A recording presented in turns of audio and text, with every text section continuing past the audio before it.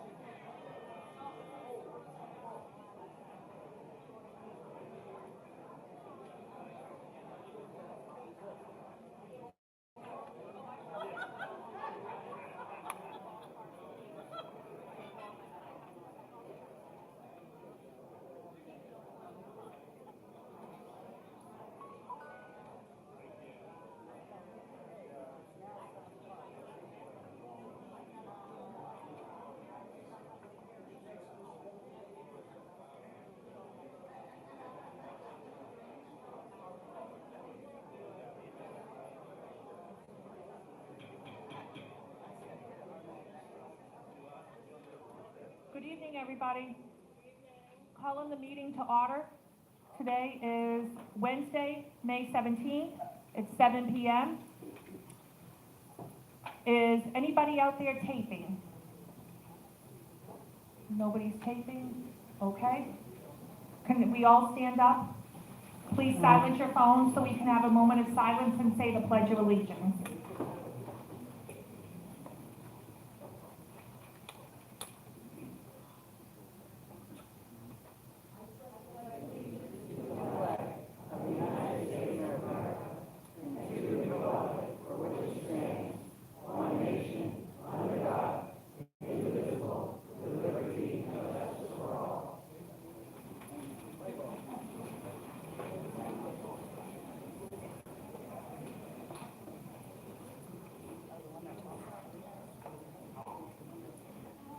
First thing on the agenda is the approval of the minutes from the Board of Directors meeting for 4/19/23. I make a motion to pass the minutes. Is there anything to discuss on it? Can I have a second? All in favor? It's unanimous.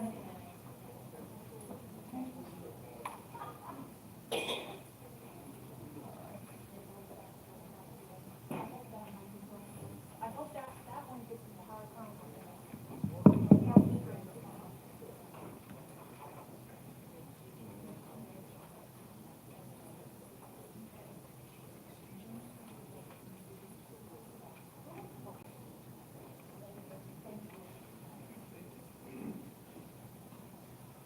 Okay, bringing everybody up to date on what's going on. First off, I apologize for the lateness of getting the agenda out. We have had people in the administration office who has been out sick. They came back and they're out sick again this week. We also had one person already scheduled for vacation, and she left us. So you all know what that means. We were short. So I apologize for that. The AC is in place, our brand new AC. It will be hooked up Friday or Saturday. They are going to do the final inspection on it and hook it up. Okay? Yes, thank God. Gate Century. Get rid of it. Well, I have to talk about it. As everybody knows, it's been broke. It runs on a V-belt. So one side has one type of mechanism, the other side has another type of mechanism. If we were to change it out, it would be extremely costly. I spoke to the gentleman. He is coming, we actually have a UPS tracking number. The part was either be delivered today or tomorrow. He's coming Friday to hook it up. So we'll have that done. Now, the golf cart that was stolen. I called the young lady whose cart was stolen and apologized to her, because that was the right thing to do. I am very sorry that happened. We were under the impression of some other things that had taken place. I'm going to have George explain, because he was part of that conversation in which these items were supposed to be taken care of. So, George. Yeah, we were in a meeting one day, and I had asked about the cameras, and I was told, hello. I was in a meeting one day here about probably 3 months ago, and I was told, I had mentioned about the cameras. Where were they? How come we don't have cameras on the gates? I was told they were going up, and obviously they never were put up, because if we had cameras up, we could have seen who went out through the gates. But the good news is, they are going up. It's already been approved to have the cameras put in, and they're going to be able to see them right in the office of where stuff goes, the same as it does with the compound, the RV compound. So that's where we're at with that. We're not going to put the blame on anybody. We're just going to take care of it from there. Thank you. We actually didn't find out about it until I had received a call from code enforcement saying where they found out where the cart had went out and how it got out. So I had said, well, can you look at the camera for that? And they were like, there's no camera. That's how it all came about. So we wanted to let you know how we found out about it. We were under the impression that the cameras had already been installed. So we're going to get up with the electric company, because we believe that we're going to have some power run for some things. We know that that's going to cost some money, but it only makes sense to spend the money on these gates and have them done correctly, because there's no sense in having the front gate secure when everything else can be in and out in a heartbeat. So I wanted to tell everybody about that, how we found out about it, and that we thought it was already in place and it wasn't, and that we're gonna correct it. And we will have a bill for it, but we think it's well worth it, okay? The lawsuit that we have just settled, Jim is gonna get up and explain the lawsuit to everybody, since it has to do with a substantial sum of money that each one of you are going to have to pay for this. And we will take questions at the end with members' comments, which I know you will have, but we want to give you all the information that we have right now. Thanks, Debbie. Can everyone hear me? Hi, can everyone hear me? There was a lawsuit that had originated back in 2017. It finally saw its conclusion on May the 8th when Brookridge, as well as the plaintiffs, were the defendants in this action, and they were the plaintiffs, where both parties accepted a non-binding arbitrator's award. And let me give you the highlights of it. There were 4 different claims. And this is all available through public records, so anyone who wants to look for further information is welcome to do that. The 4 claims were for Mr. Whelan: discrimination under the federal and Florida Fair Housing Acts, intentional infliction of emotional distress. For the real estate Florida group, tortice, I think that's how you pronounce it, interference with a business relationship, and with Mr. Thorpe, defamation against Brookridge. Those are the 4 claims that those parties had levied against Brookridge. The 4 outcomes, the 2 for Mr. Whelan, he was awarded 0 for discrimination under the Florida Federal Fair Housing Act, but $10,000 for intentional infliction of emotional distress. For the real estate group, the award was $21,000, and for Mr. Thorpe, defamation against Brookridge, $10,000. So the grand total is $41,000. Many of you are probably wondering, well, was any of that covered under our insurance? And the answer is yes. About $15,000 was, so that leaves Brookridge essentially on the hook for $26,000. Where are we going to come up with that money? Great question. Somebody would probably want to ask that, so I'll save time. It's going to come out of the operating budget. Currently, we have enough to cover that. What we will probably do is each month we put $52,700 from operating into reserves. We do that for 10 months. My plan is for June to not do that, so we're doing it January through May, 5 months, and then we'll do an additional 5 months, July through November, still meeting the requirements of 10 payments, and there should be enough funds to cover that $26,000. I do want to read just a couple little blurbs from the arbitrator, was a retired judge in Hernando County, a 30-year employee. And these are just a couple of comments that I want people to maybe think about, and for no particular reason other than just for your thoughts and if you have questions. Against one gentleman's claim, the comment was, to subject someone to this with his obvious mental slowness to such distress is both extremely unkind and legally improper.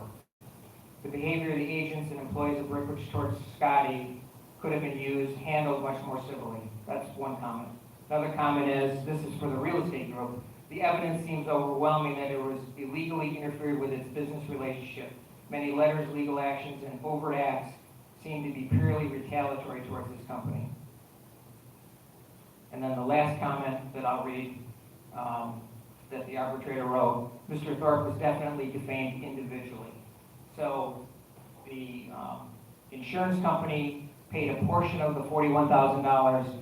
They apparently agreed that there was some deliberate or malice, or I'm not sure what the right adjective is, purposeful, thank you, on Brookridge's part. So what do we do for the future with the theory that we're going to look forward and not look back? I think we just need to make better decisions as a board and as employees here, and we'll just keep bringing that up. So those are the highlights. Again, it is available as a public record. So if you have more questions, you're welcome to do that. I may be able to answer some. You're welcome to see me after the meeting. Thank you. Just to make a comment on that, the day that this was scheduled there was a jury that was gonna be convened in Hernando County.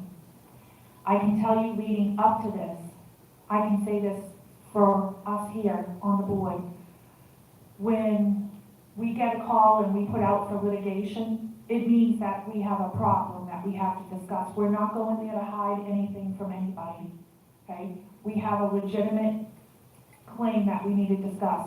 Whether it be somebody's going into foreclosure or something like that, you would not want us to discuss that in public. That's not fair. But I can honestly tell you that this particular case has weighed heavily on all of our minds here.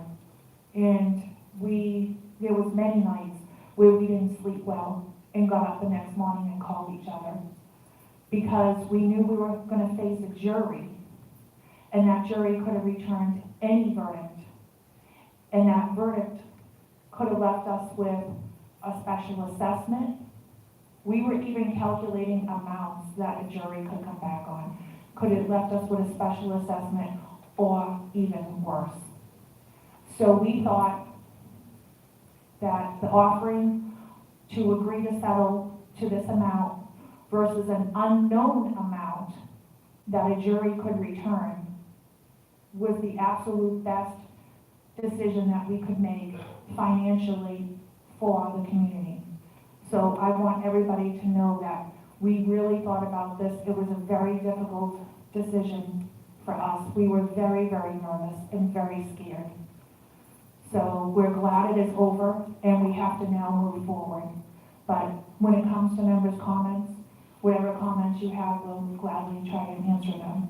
Debbie, to add to that, by doing the arbitration, it gave us a rare look as to what the other parties were to say in court. So we had a chance to see what their arguments were, and that weighed into the decision-making process.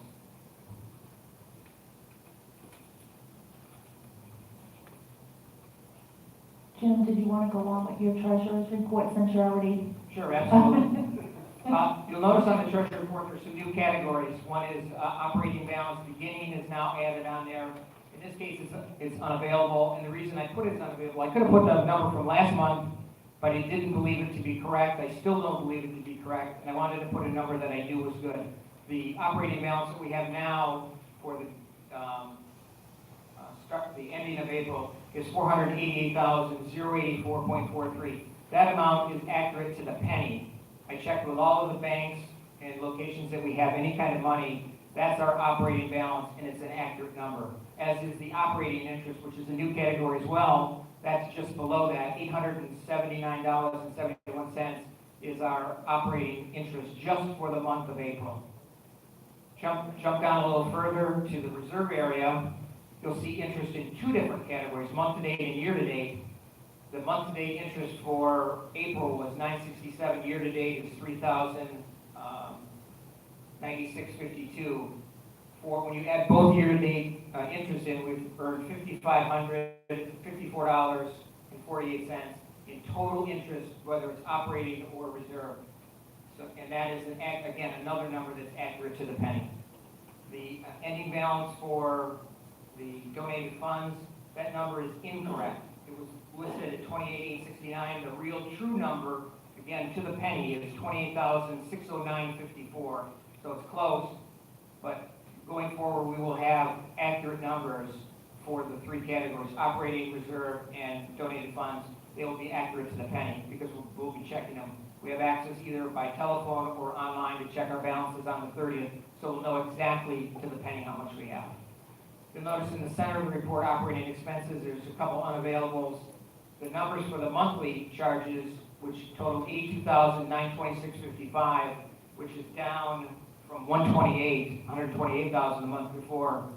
We believe those numbers to be reasonably accurate, but the year-to-date totals were not, and that's why it says unavailable. I don't want to put numbers here that are not accurate. In my humble opinion, I want them to be accurate as they can be, and if they're not ridiculously close, I want to put them as unavailable. This is a work in progress. The Treasurer's report has been kind of out of whack for a while. I'm not going to be able to fix it overnight, but this is the first steps in that process. Any questions that anyone has? In the back. How much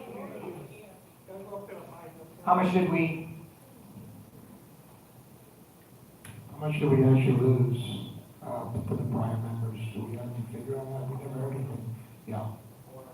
As far as the funds that were said they couldn't make right, didn't you know what that figure was? And we never got a figure on it. Okay. That's not been available for a while. I'm working on it. What I have to ask is that this is a very complicated process. The numbers haven't been correct for a while. I'm not here to point any fingers at anybody. We're looking forward. There's a reason, I work for Ford, there's a reason why the windshield is 30 times bigger than the rearview mirror. You're looking forward, not back. And it's a work in progress. There was another question? Our money is in, I'll give you the highlights. As a matter of fact, I'm going to give you the exact numbers. Okay, then we won't do that. We have a new account at Truist Bank. That's where we're going to have reserve money. We have a new account at Regions Bank. There's $210,000 exactly in there that's our reserve money in in Regions.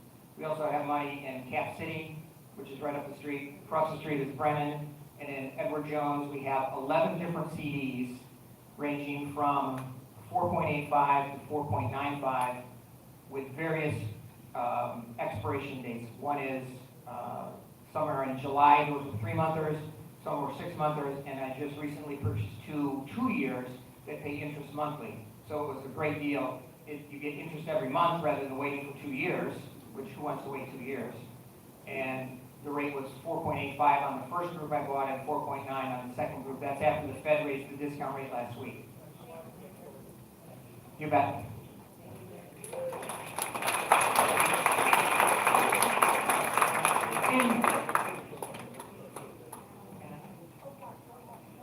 I want to talk to everybody about, if I can keep talking about money, which is my favorite topic. We've also got an account at a bank called TIA Bank, which I did not mention. There's $199,320 in there, so almost 200 grand. Here's the problem. It was a CD that was automatically renewed in February. It wasn't something we did, it was just automatically renewed. Well, say, oh great, you got a CD. Well, that's the good news. The horrible news is the rate is 2.37. So the rate is just terrible. We have 2 choices, and I spoke with probably 4 different people and a manager. Our 2 choices are to leave it in there for the next almost 3 full years and collect 2% and be disappointed, or we can withdraw it and take an early penalty of $3,528. And people are thinking, $3,500? Are you insane? Why would you pay that much money just to get our money back? Well, let me give you the math real quick. In the first year,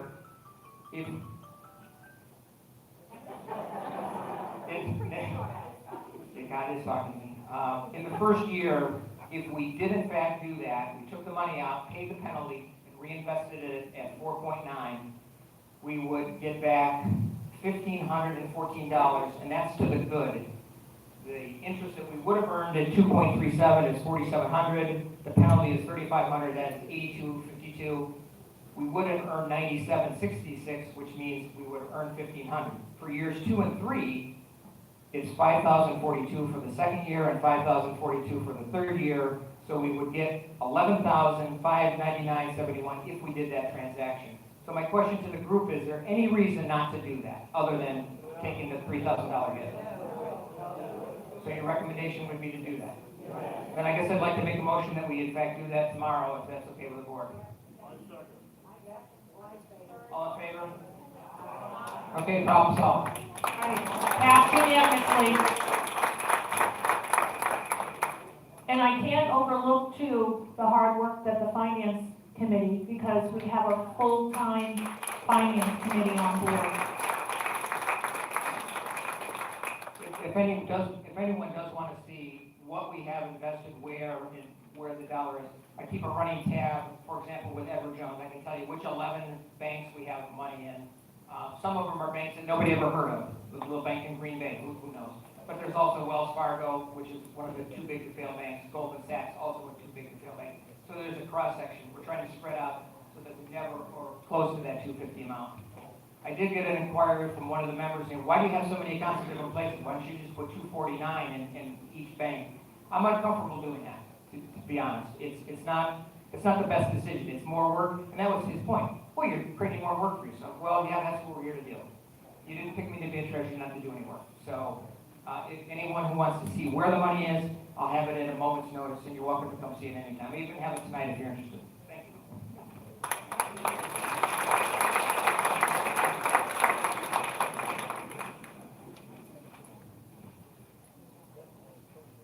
you. And since Carol's not here, we'll just move on? Okay, thank you. All right. Unfinished business, Traffic Safety Committee. I'm gonna go ahead real quick. And read, just in case nobody picked it up. But this was from the, our workshop. And we tabled it so that we could consider it, we could go look at it and see exactly what was going on. But it was recommendations to the BCPO Board of Directors to put on the agenda for the next BCPO workshop. We're here now at the board meeting, requesting to establish of a no parking zones on both sides of the roadway over the crest of the hill at Dinsmore Street and Cedar Cove Ave. Okay? So I am making a motion to install the new no parking zones on both sides of the roadway over the crest of the hill at Dinsmore Street and Cedar Cove Ave. Does anybody have anything they want to say, a discussion? Just one quick thing, Deb. There is on the traffic that travels westbound, there are signs. If you look at the map that was in, if you have this copy, it's right where the O is in Country Club and the U is in Club. There are actually 2 signs going westbound, so there would be 2 new signs going eastbound. The problem with the westbound signs is they're so faded you can't even read them. So we need 4 new signs, even though 2 are in place. And it is roughly 80 paces from the top of the crest. If you walk 80 steps or 80 meters or 80 yards one way and go 80 the other, that's approximately where the signs would be. It encompasses, I think, 5 homes. And I can just say that I travel Country Club, coming up to the clubhouse a few times a week. I had been stopped on Country Club because there was somebody stopped with their emergency lights on.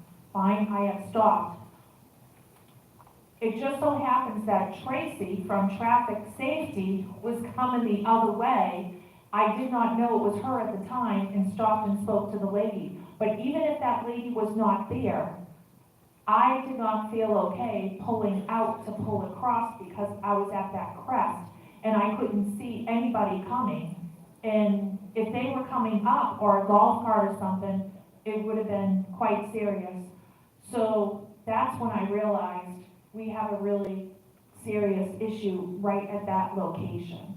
So I just wanted to tell everybody what I had experienced at that location.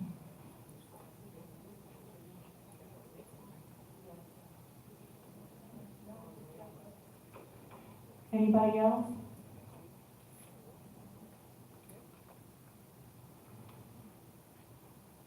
Motion to approve the no parking signs. Jim? Okay. George? Did you say? Okay. All right. All in favor? Aye. Unanimously approved.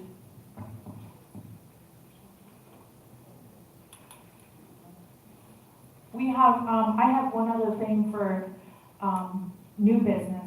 I know it says none, but it didn't have to be put on the agenda. And I had brought this up when we were having our meet and greet. I wanted to establish a code of ethics for the board, for the present board and any future board. Something that we should live by and something that is not asking a whole lot of a board, but for honesty, for transparency, things along that line. So I thought it was really important that we establish something. And I wanted to make a motion tonight to establish a code of ethics for the present board and future board. Do I have any discussion on that? Second, George, second. Do I have a vote? Aye. Unanimously passed, Arlene. Okay, thank you.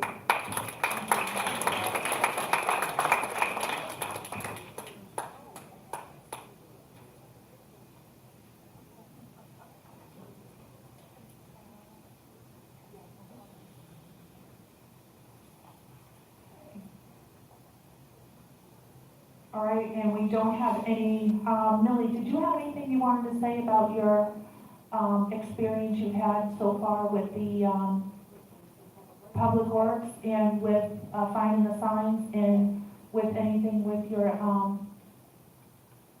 other signs that you brought up? Okay. Okay, just bear with me, don't get your knee replaced, okay. You're not kidding. Okay, I have been working, today I had a meeting with Lucy and Billy from Public Works. I asked him when he found some time to let me know how many signs he has as far as stop signs, speed signs, whatever he has down in his Public Works department.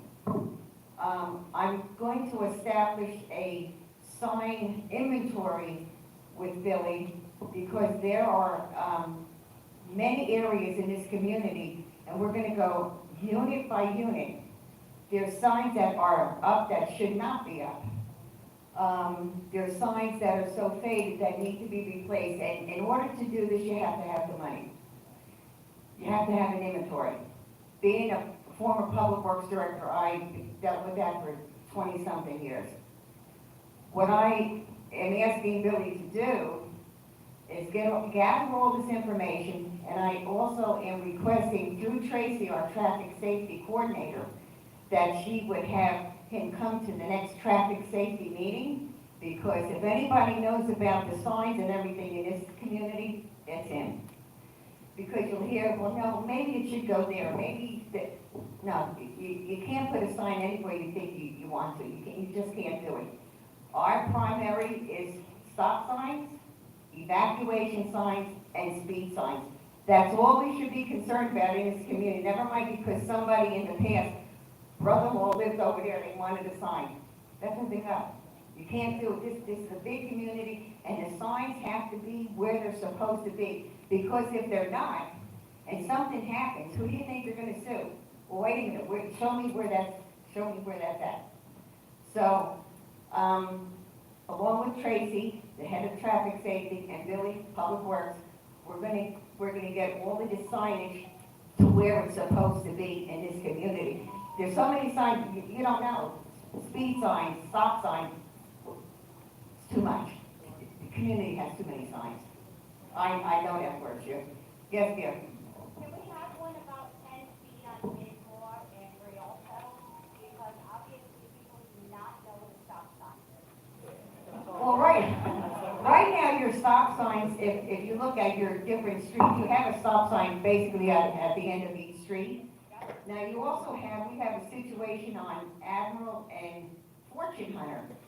Right on the corner, the sign is put back onto their property, which has been there for a long, long time. But in order to move that where it's supposed to be, you have to have a utility mark out because you don't know which are underground utilities. You just can't take a sign and take it out of the ground and put it someplace else. God forbid you hit it. I'm not asking for that. I'm asking for a 10-foot sign so people actually stop. And where's this at? Midmore and Rialto. Midmore and Rialto? They don't know what stop signs are. Well, I can't say that we could, but we can certainly take a look at what you're talking about, and if it's possible, or Tracy from Traffic Safety, bail me out here.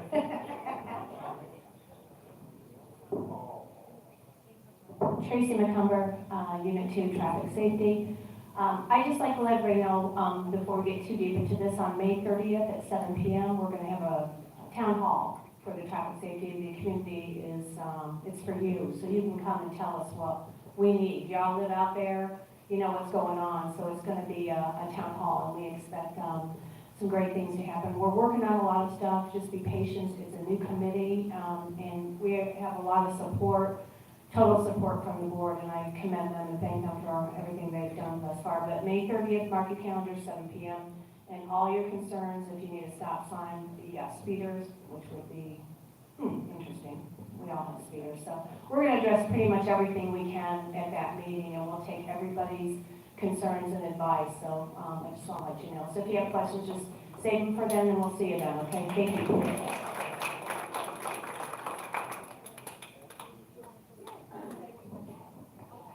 I also am the chairperson for the development committee, so I'm going to just speak on that real quickly. We were asked to do an update for our new retail center going out in front over here. I'm going to have to look at my notes.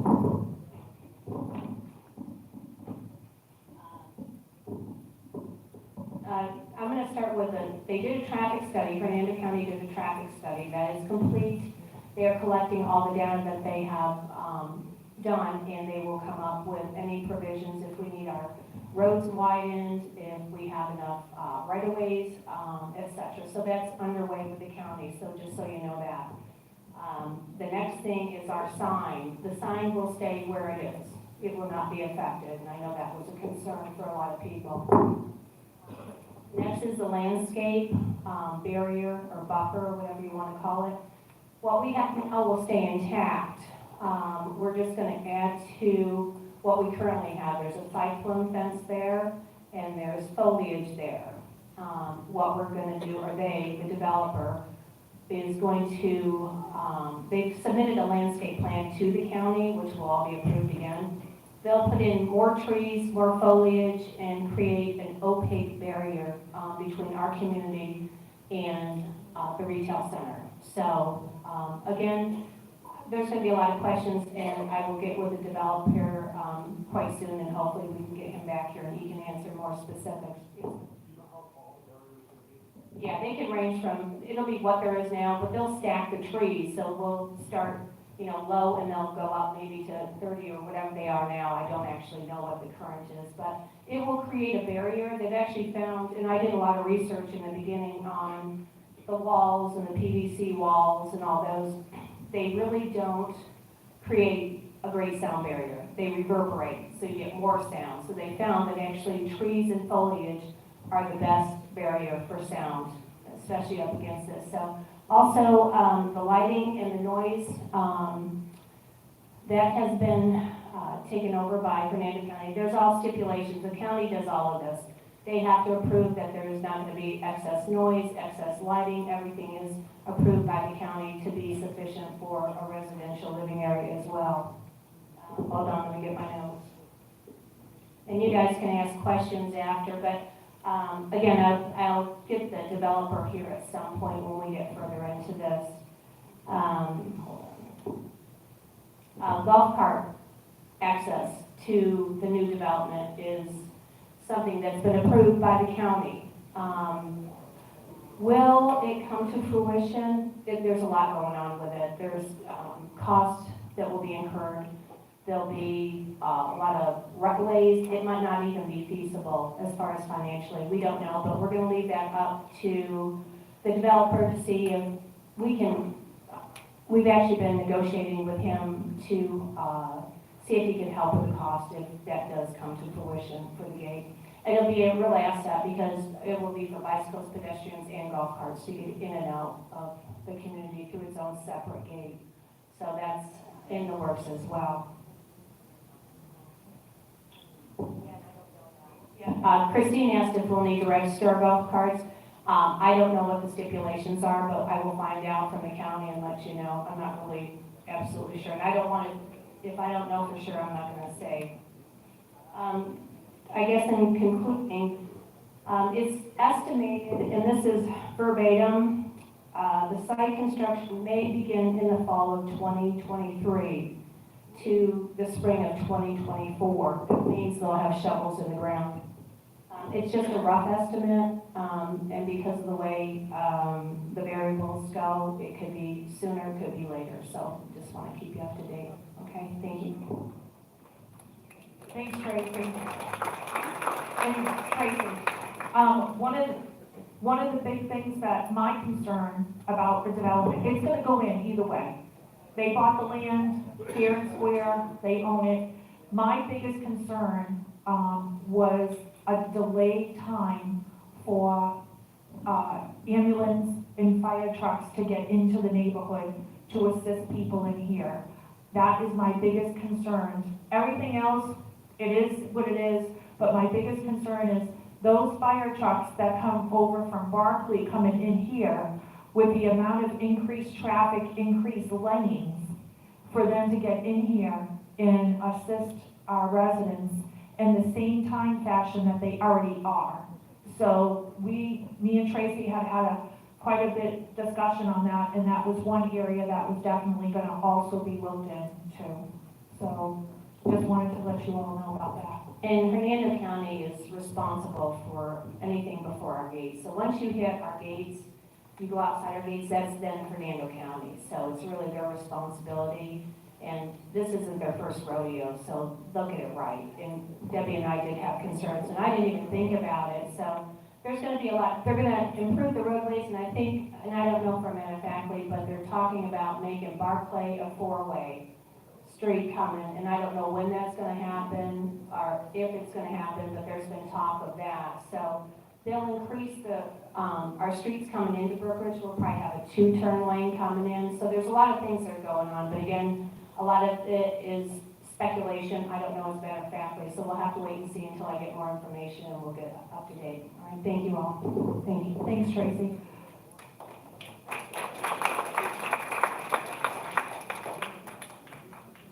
I'm gonna start first with the comments. Right, so you don't, and Paul, you're all set with you too? Okay, so, okay, all right. So I only have one here for Gil, and then we can start with member comments, but Gil wants to speak on the Veterans Committee Memorial Day.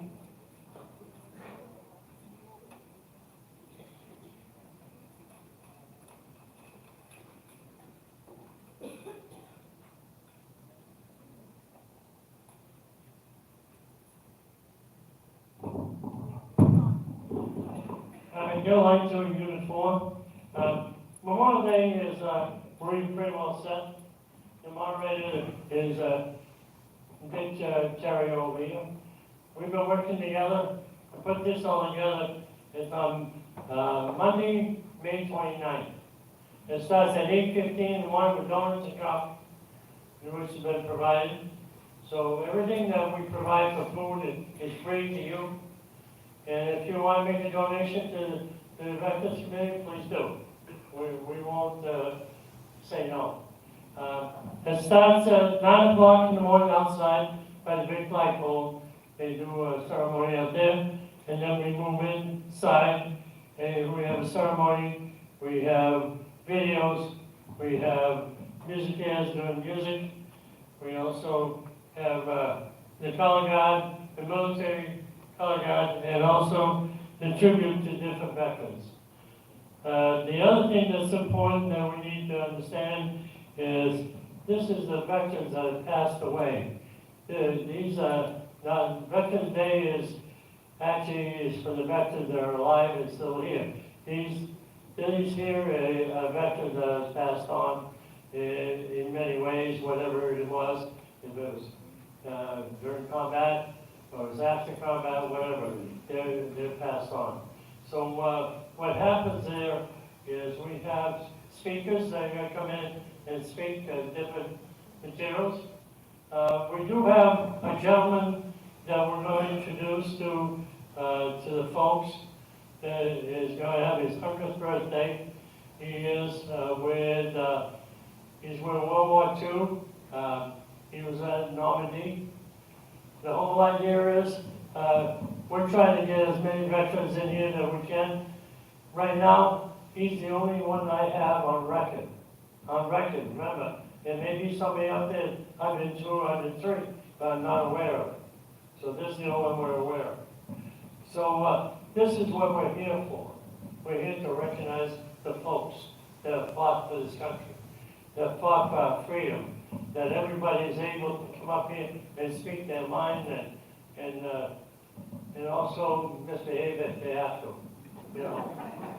So, to make a long story short, I wish everybody show up. We're trying to bring in at least 250 to 300 people. So please come. The hot dogs are free. They're going to be cooked by the men's club. And we're going to have the young Marines, they're going to be serving you, and they'll be proud to do so. Thank you once. You all set? Oh, good. So thank you, folks.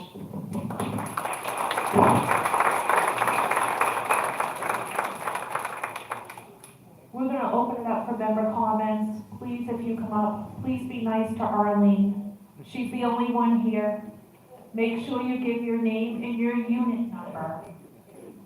Ed Mike has the YouTuber people, so. Okay, one thing, people, when you're speaking, we're streaming and we're recording. You need to go up and use the microphone. The people outside can't hear you. So if you could please, if something like with Tracy, approach her, ask for the mic. I do have a couple of questions. One is the first one for Jim. The question is, how much do we pay in fees to Edward Jones? 0 fees. There's no charge. We like 0. It's a good number for us. There are no fees for those CDs, whether it's in the CD or the money market. Either entity is 0 fees. I have another question. Speaking of signs, are we required to stop the stop sign at the outbound gate? Yes, so that the gate can come up, so that you don't hit the gate. I think it'd be. Well, right now, but right now, we are asking people to go slow. And it is a stop sign, so it's legally to stop and proceed in case something's going on, out there. Oh, yeah. And another question was, how can you add something not on the agenda and vote? I'm not up in my rockets. I think the ethics. Oh, the ethics.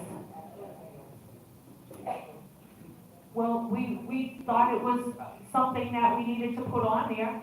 We've been wanting to, and like I had said at the beginning, we had people that were out sick in the office. We had Arlene left us. Yeah, 5 days. We had that person come back and leave again. So we were kind of short-handed. I did not really think putting this off for another month was a good idea. I thought we could work on it, establish it, and come back with a rough draft for the next meeting. And it had no effect on money, on rules, on anything that affected anybody resident-wise. So that's why. That's all. You got anything else? Okay. All right, member comments? You want to just start going row by? Okay. 3 minutes. Mary Story, Unit 6. These questions are in reference to the lawsuit that we just settled. I know, Debbie, you may not be able to answer them tonight. I have them written down, but hopefully you can get us back some answers by the next meeting. Was there any court costs incurred to us in this lawsuit? Because we know it's $41,000, but that's not really the true number for this whole suit, if you think about it. So did we have court costs? I believe we will have some court costs, some attorney costs, let me rephrase that. When there was discussions with our primary attorney, Steve, and the attorney for State Farm, I believe the attorney for State Farm, there is no direct charge to us. I have not seen a single bill for a single dollar from that attorney. Okay, that was my next question. Are there attorney fees? Do we have an umbrella policy, and if so, what is the amount of it? Because I'm assuming if we had an umbrella policy, that it may have covered these additional charges and it wouldn't fall onto the residents? We do have an umbrella policy. I don't know the limit on it. And if it wasn't something that was, what was the word again, Deb? Purposeful, malice, deliberate, it probably would have been covered. They- So because it was malice and deliberate, they're not covering is what you're saying? Yep. Okay. And can at some point you give us the full financial impact of the lawsuit on the Brookridge community, everything inclusive, court costs, attorney fees, so we know the magnitude of what it truly was because of what happened? That will be possible for example, for this year, but since 2017, I'm not sure there's any way I could get, of any discussion that we had with an attorney and somebody either on the board or somebody in the community, I'm not sure how we would get you that number. I'm not wondering if the attorney's office would be give you an itemized bill of the court, of the charges for this? They might, So you might want to check with them? I'd be happy to check, but you're looking at going back 7 years, that's a long time. It could also be a lot of money. It could be. Our situation is, good or bad, we inherited this case. Absolutely. Resolved it, and I Absolutely. can give you the expenses that we have direct 2023 expenses. Okay, one last question. I know my timer went off, but is there any feasibility that the parties involved in this lawsuit, that we can bring a civil suit as a community against those parties that were involved in this, the Brookridge parties? I did ask our attorney, Mr. Metza, that exact question. This was his response. Because that employee was underneath us, we are ultimately responsible for their actions, and we absorb them. And Marion, and I think what that leads to is what I said earlier. We need to make better decisions. We need to make good, simple, smart decisions so this doesn't happen again. It happened, we can't and I can't change that. But what we can change is what happens tomorrow, and days going forward. We need to make, it's real simple. And I said this when I ran for the board and did meet the candidates. There's right and there's wrong. There is no in between. There really isn't. So either do it right or don't do it. And I think we all have to be more aware of the circumstances we brought the suit on so it doesn't happen to us again, because it is costly to the development. Thank you guys for a great job. thank you.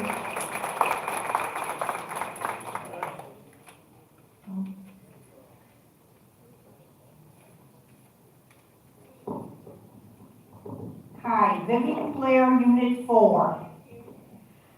I have a request. It's great that you people are standing up and coming up to the podium.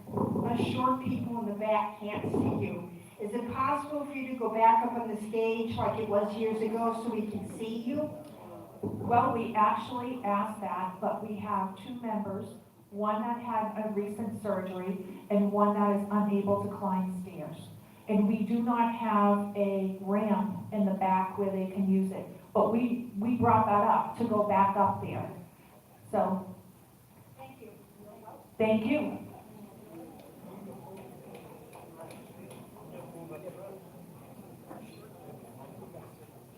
Paul Harrison, come on down.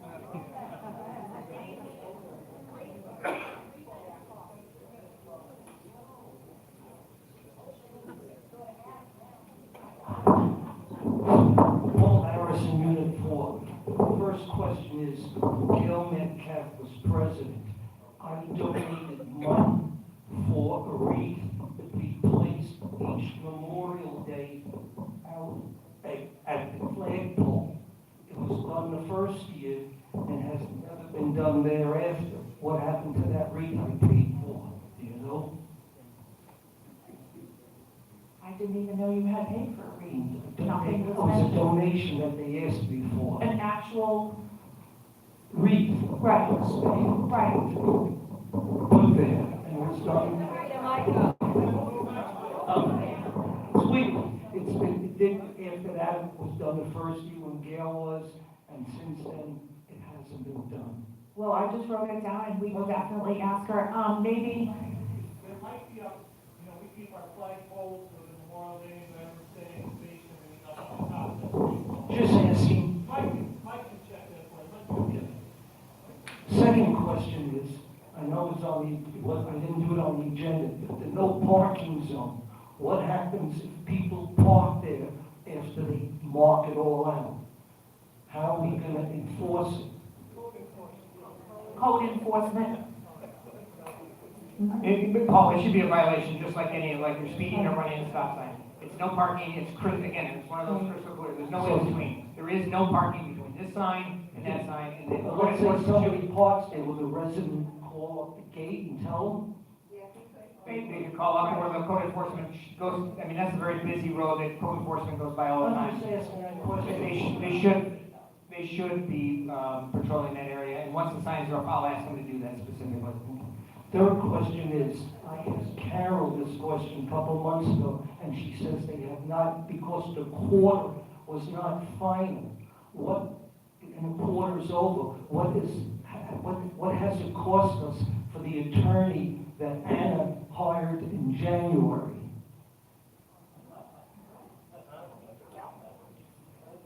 CPA, the new CPA. She said she wouldn't know until the quarter was up, which was up in March. We haven't got a bill Okay? for it. She said she couldn't give a report until the quarter was up. Right, I don't think the CPA has finished yet. Well, she says he bills us by the quarter, first quarter, second quarter, third quarter, and fourth quarter. I don't know, I said, Right, we "It's haven't, bill." we haven't signed any I checks. haven't seen any bills from the CPA. If I do, it's something I'll bring up to not only to you, but to the finance committee, Yeah. and we'll share with the whole member. Okay, I just asked, my last quick question is, the gate, it's been broken out for a month, the outgoing gate. We paid $25,000 for these two gates. The gate's been broken more than what they've been in service. If you look at the P&L report, January to April, we've paid over $4,700 on maintenance so far. We budgeted for the year $2,000. So maintenance have cost us more than we actually budgeted for this. And we still don't have any gate. Do you know, we're gonna get this gate? Well, Paul, I will say this, that gate has really been broke since October. Yeah. It's not run right, and nobody messed with it. The eye was gone, it needs to be hooked up, we kept buying an eye every time we had a maintenance or a power surge, it would blow it out. So we've got the eye now, it needs to be replaced. But the whole problem is, we got one company coming in, and we got another company going out on the gate. That's where it's at. And that to me is, we're trying to do the best we can with it right now, but we're gonna have to make a decision. I mean, people are coming in, I'm getting calls about it now, that people, somebody's come to my house, but they never showed up, but they're getting to say that they did come to their house. You know, that's a problem, and we're gonna have to deal with that.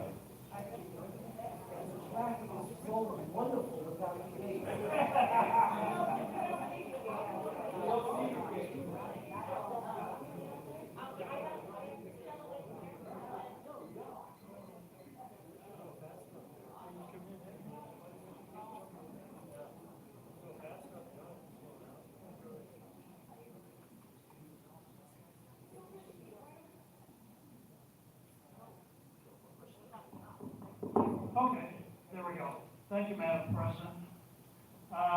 Just reporting back. What is your name and unit number? Don Malin, M-A-L-I-N, Unit 3. My address is 14815 Rialto. I got a hillbilly construction going next to me.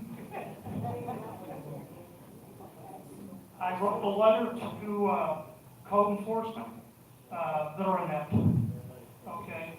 I still haven't got an answer back. I wrote two letters. I wrote one in January, and I wrote another one last week for all the violations. In the last 2 weeks, they poured the driveway. That's it. Okay, you stay on my house, you look up at the driveway. I'm going to get all the water runoff. I got a 6-inch drain in the back that's full of sand. Pictures have been taken. People have looked at it, inspected it. At this point, I would think that a moratorium on construction is appropriate. Because code enforcement is not doing their job, so maybe somebody needs to come into code enforcement that has a clue. Maybe an engineer, maybe somebody that's done construction. There's nobody on this board that has construction background, none, zero, none. These are the people that are dictating policy to this community. Do I want to get involved? I'm going to get involved until this house is done or out of it. Okay, one or the other. So that's my only comment. Thank you for your time. You know, Don, we worked together on this, we've been talking a lot about this, and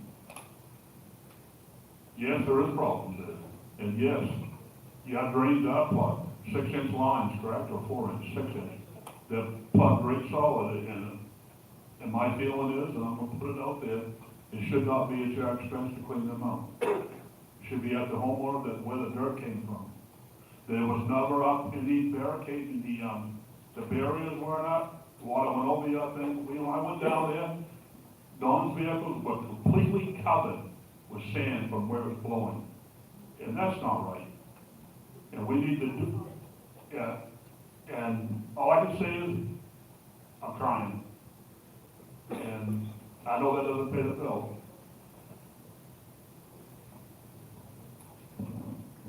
I think, give me 1 second, there's a disconnect between code enforcement, Brookridge, and the county. There's a disconnect because they're both pointing fingers at each other. And code enforcement goes, well, it's not my issue, it's the county issue because they're doing inspections. But yet there's a big B hanging in the window. That means that Brookridge approved that. Okay?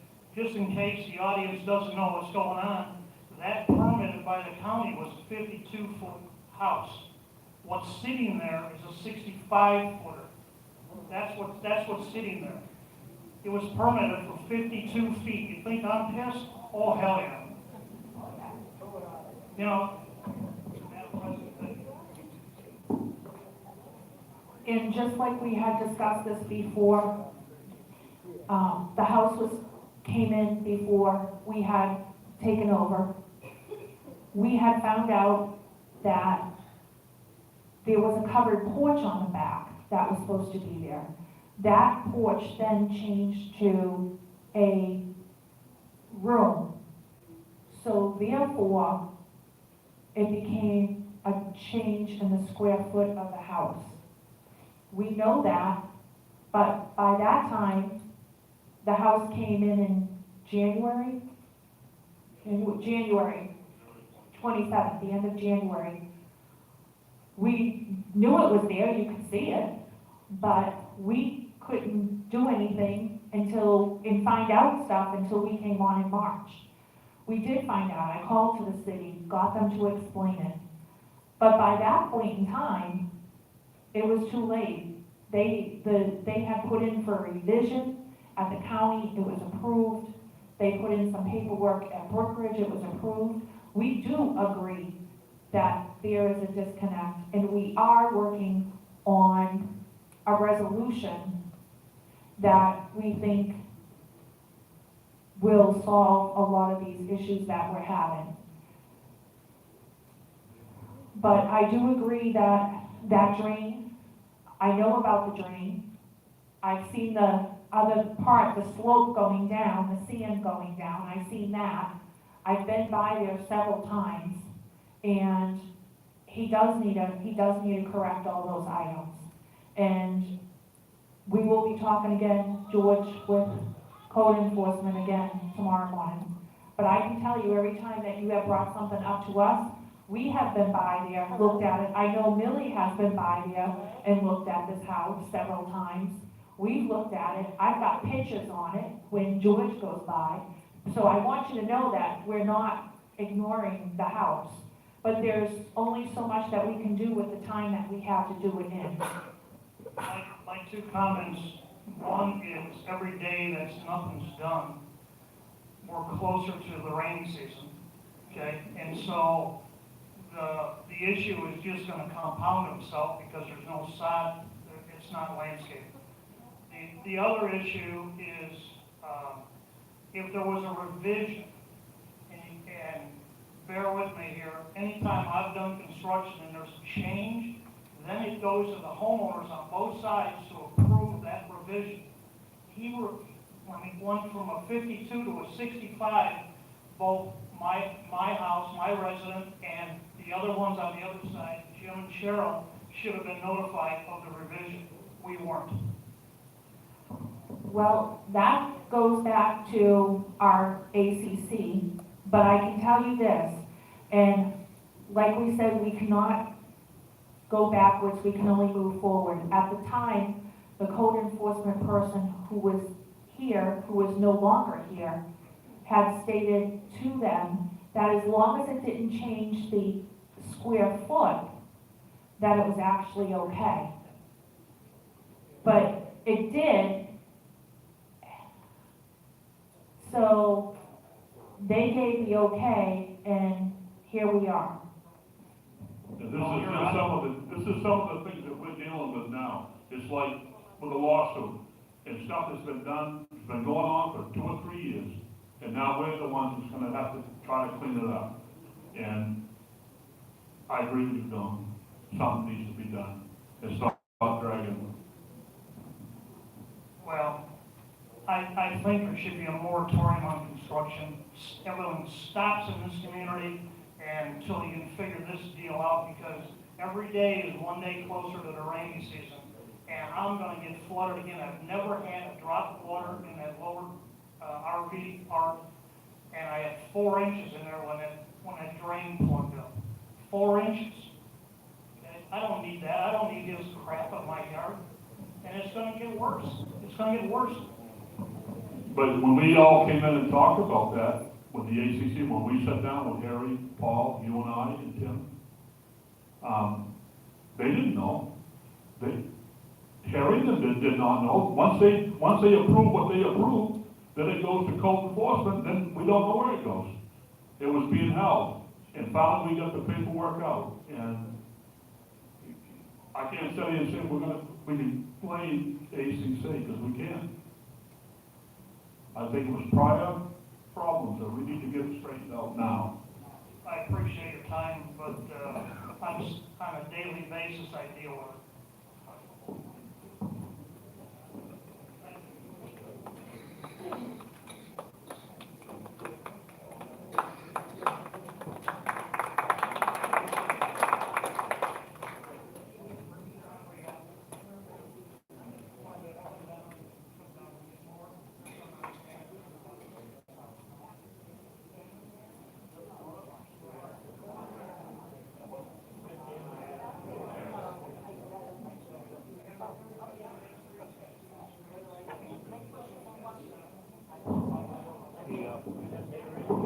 Sheila Wall, Student Grade. You said that you're gonna develop a code of ethics for the board.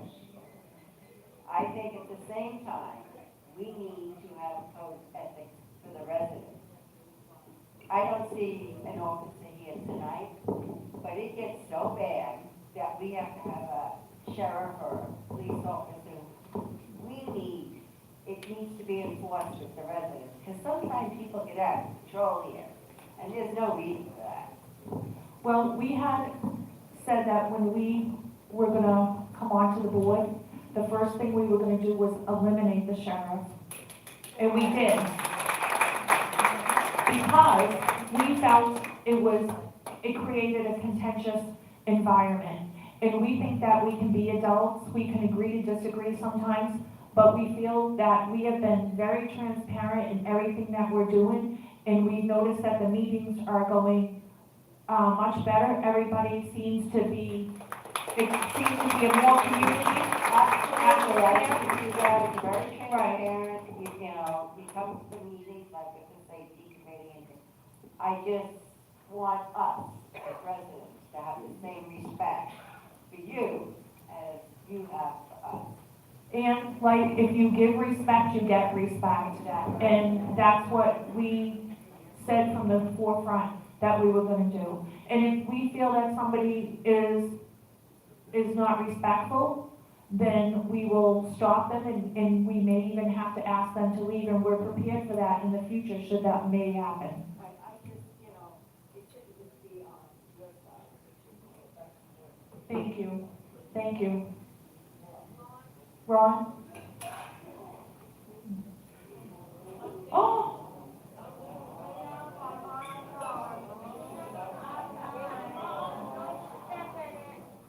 Sandy, what did you have in there? Be honest. Yeah, sure. That is not Red Bull. It might be red, but it ain't a bull.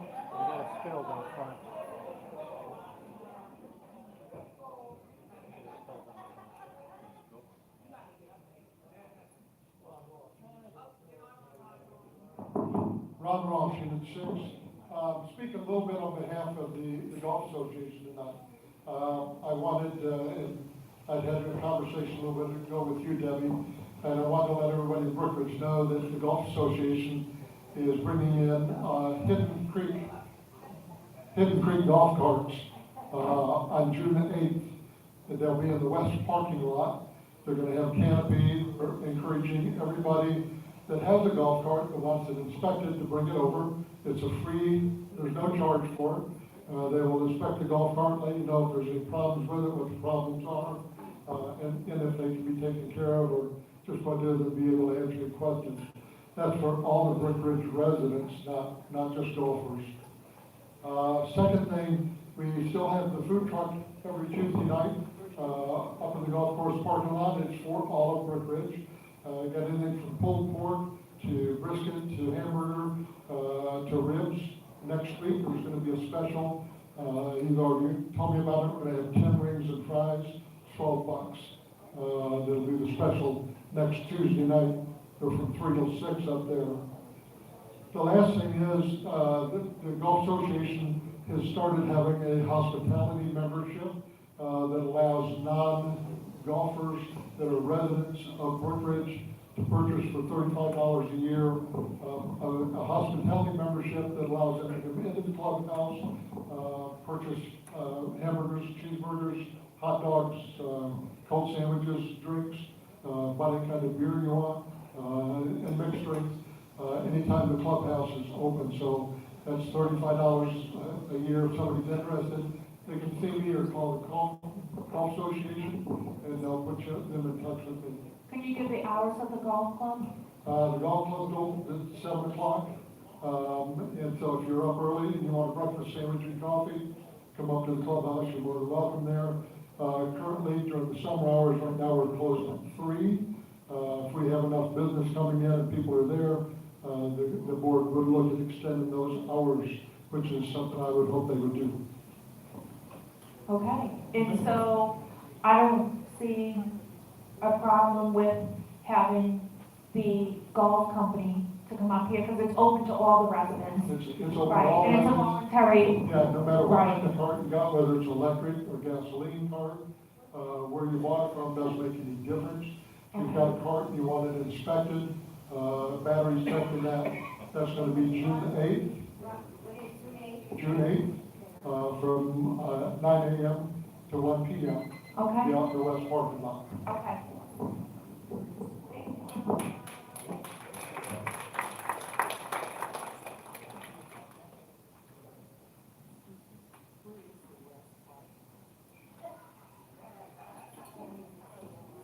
Is there anybody else with any other comments? Debbie, one more from YouTube. Oh. Okay, this was probably about gate entry. The question was, staff in the gatehouse needs more training. When are they going to receive more training? Well, we can get the person out here, and he is going to be here on Friday to install the belt for the arm. And I know that was on the schedule to be spoke to him about regarding more training. And he is also needing to install some other parts for us at that point, and some lights that are out on the other bar that he needs to do. So that is on the topics to discuss with him regarding more training for everybody. And this one is from Mike Green, Unit 6. Billboards up to their eyeballs and stuff, but a few times I've heard the numbers related to the gates. Might behoove to go back and take a look at the actual purchases, because part of the outbound gate purchases included the 2 barcode readers for the inbound and the outbound. So that's why the price looked so high, because those are very expensive items, and we had to replace both the inbound and the outbound, so. And just a quick interjection on that. We had the reader, per se. I'm really not in understanding the whole computer thing out there that's involved. We had a part, it was hardwired, would you say? Yeah. Hardwired. It was hit by electricity, it fried it up. We had a choice of spending $1,200 for another hard wire or $2,200 for a wireless. We went with the wireless. So we did spend that amount of money, and that is part of this fix too, is to get that new part in here, which we've been waiting for a while for. But there was no sense in spending another $1,200, and with storms coming and everything else, then we would be spending another $1,200 than to have something wireless that we wouldn't have to worry about. So just to offset on we did make that decision, that was the best decision to go wireless. So, does anybody else have any other comments? No? All right, with that, I'll make a motion to adjourn the meeting. Second, all in favor? Aye. Okay. The meeting is adjourned.